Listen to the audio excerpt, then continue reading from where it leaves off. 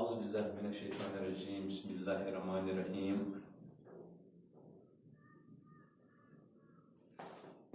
अस्सलामु अलैकुम वरहमतुल्लाहि वबरकातुहू। क्लास 6 सब्जेक्ट साइंस और हमारा टॉपिक जो है वो फाइबर टू फैब्रिक चल रहा है।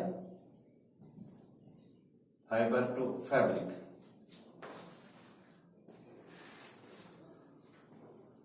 थोड़ा रिकैप में मैं जाऊंगा।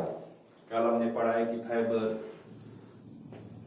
वो छोटे लंबे धागे जैसे होते हैं जिनको जोड़कर यार्न बनाया जाता है और फिर उन यार्न से फैब्रिक बनाया जाता है और फैब्रिक हमारे पास इस शेप में आता है, हम लगाते हैं। लेकिन कल ही हमने पढ़ा कि जो फैब्रिक है हमारे पास दो किस्म के आते हैं, एक है नेचुरल और दूसरा है सिंथेटिक। सिंथेटिक को हम मैन मेड भी कहते हैं। नेचुरल जो हमारे कुदरती तौर पर हमारे पास आते हैं, इसकी हमें दो सूरतें हैं। एक है एनिमल फाइबर्स और दूसरा है प्लांट फाइबर्स।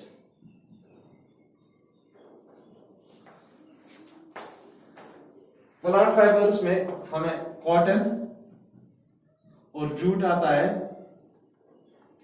एनिमल फाइबर में हमें सिल्क और वूल आता है। अगर हम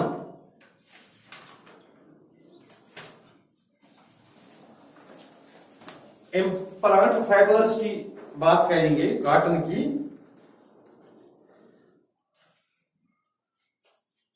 तो कॉटन जो है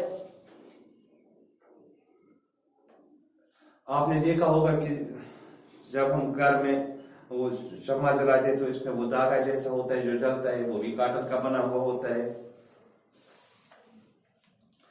या हमारे घरों में जो बिस्तर बोरिया होता है वो भी कॉटन का बना हुआ होता है। पिलोज आपने घर में देखे होंगे वो भी इसी कॉटन के बने हुए होते हैं। तो सोचने वाली बात यह है कि ये कॉटन जो है, कॉटन जिससे ये सारी चीजें बनते हैं, हमने घर में बोरिया बिस्तर देखा वो भी कॉटन का बना हुआ है, पिलोज देखे वो भी कॉटन के बने हुए होते हैं। तो ये कॉटन आता कहां से है?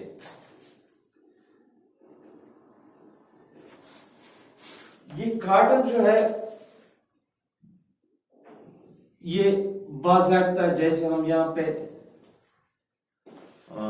ये राइस उगाते हैं, मक्की उगाते हैं, ऐसे ही ये कॉटन भी उगाया जाता है फील्ड्स में। लेकिन यहाँ पे नहीं होता है क्योंकि इसके लिए जो मौसम है वो बहुत ज्यादा हॉट होना चाहिए। नंबर एक, इसके लिए जहां पे ये ग्रोन किया जाता है, जहां पे उगाया जाता है, तो वहां पे इसके लिए दो चीजें जरूर होनी चाहिए। नंबर एक, ये जो सॉइल वहां की है वो ब्लैक होनी चाहिए, ब्लैक सॉइल। और नंबर दो, जो क्लाइमेट है वो वार्म क्लाइमेट होना चाहिए। जिस जगह पे ब्लैक सॉइल और वार्म क्लाइमेट है वहां पे ये कॉटन जो है उगाया जाता है।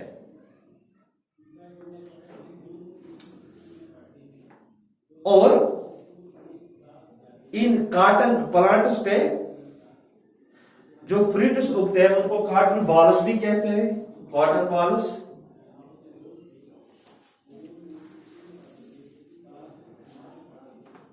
कॉटन बॉल्स का जो साइज होता है वो नींबू जैसे, जो आपने लेमन देखा होगा नींबू घर में, उसी साइज जैसा होता है।